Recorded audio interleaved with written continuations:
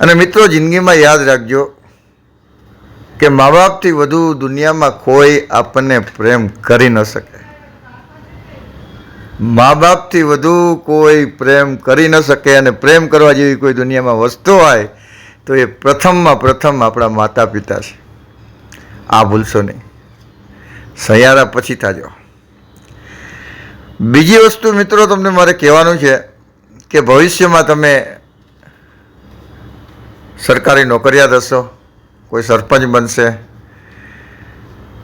તો જ્યાં મિત્રો તમને ભગવાન તક આપે, નોકરી મળે તો દિલ દઈને કામ કરજો. લોકોના આશીર્વાદ મળે એવું કામ કરજો.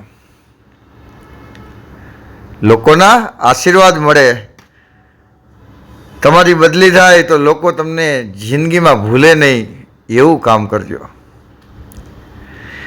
મિત્રો, નોકરી અને હરામનું કોઈ દી ખાતા નહીં. હરામનું કોઈ દી ખાતા નહીં. ભ્રષ્ટાચાર 5 રૂપિયાનો પણ કરતા નહીં.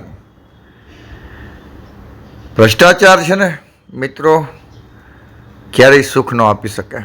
હરામનો પૈસો જેને કહીએ ને, એ તમને પણ કોઈ સુખ નહીં આપે, તમારા બાળકોને પણ ક્યારેય સુખી નહીં થવા દે.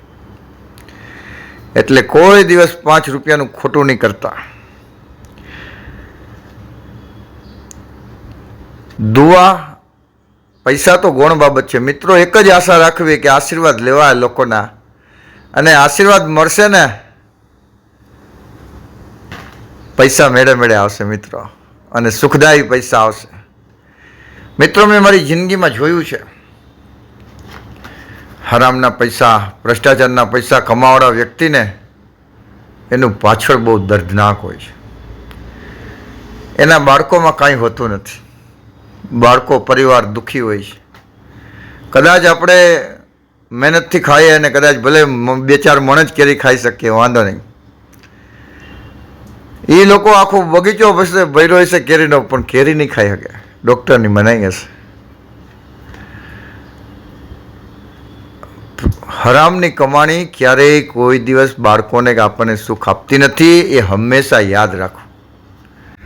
અને બીજું મિત્રો, ભગવાન તમને કોઈ નોકરી દ્વારા અધિકારી કે પદાધિકારી બનો અને તમને આ સેવા કરવાનો ચાન્સ મળે લોકોની, તો મિત્રો આને ચૂકશો નહીં. આ તો ભાગ્ય કહેવાય આપણું મિત્રો, કે આપણને એવો ચાન્સ મળ્યો છે લોકોના આશીર્વાદ લેવાનો, અબજોના બ્લેસિંગ્સ લેવાનો, આશીર્વાદ લેવાનો. મિત્રો, આપણે કહેવાય છે દયા ધર્મનું મૂળ છે. દયા તો આપણી દરેક લોકોની અંદર હોય જ છે. દરેક લોકો કંઈક સેવા કરવા માંગતા જ હોય છે, પણ દરેકને આવું ભાગ્ય ચાન્સ હોતો નથી. જો સામાન્ય પબ્લિકને ચાન્સ ન હોય તો શું કરે બિચારા? ગાયોની સેવા કરે, કૂતરાને રોટલી નાખે, બિસ્કિટ નાખે, પક્ષીઓને ચણ નાખે, બરાબર ને? આવું કંઈક ને કંઈક સેવા કરે, એ પણ સારી વસ્તુ છે. પણ આપણે કોઈ હોદ્દા ઉપર છીએ તો આપણને તો બહુ મોટો મોકો છે. સ્વાર્થ ને પરમાર્થ ભેગા છે મિત્રો. નવું કાંઈ કામ કરવાનું નથી. તમારું જે ફરજ છે એ જ કરો ને, લોકોના અબજોના આશીર્વાદ મળે. અને આશીર્વાદ અબજો રૂપિયાની વસ્તુ છે. જ્યારે પૈસા કામ ન આવે, જ્યારે કોઈ વ્યક્તિઓ જ્યારે કાંઈ કરી ન શકે એમ હોય, પૈસાથી કાંઈ થાય એમ થઈ શકે એમ ન હોય, ત્યારે મિત્રો આ દુઆઓ છે ને, આશીર્વાદ કામ કરે છે.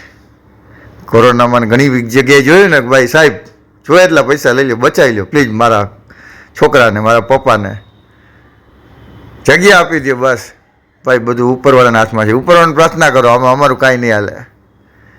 પણ એ સમયે આપણને જો આશીર્વાદ હોય ને, દુઆઓ હોય ને, તો આપણે એ સમયે કંઈક ને કંઈક કોઈક નિમિત્ત બની જાય ને આપણે બચી જાય.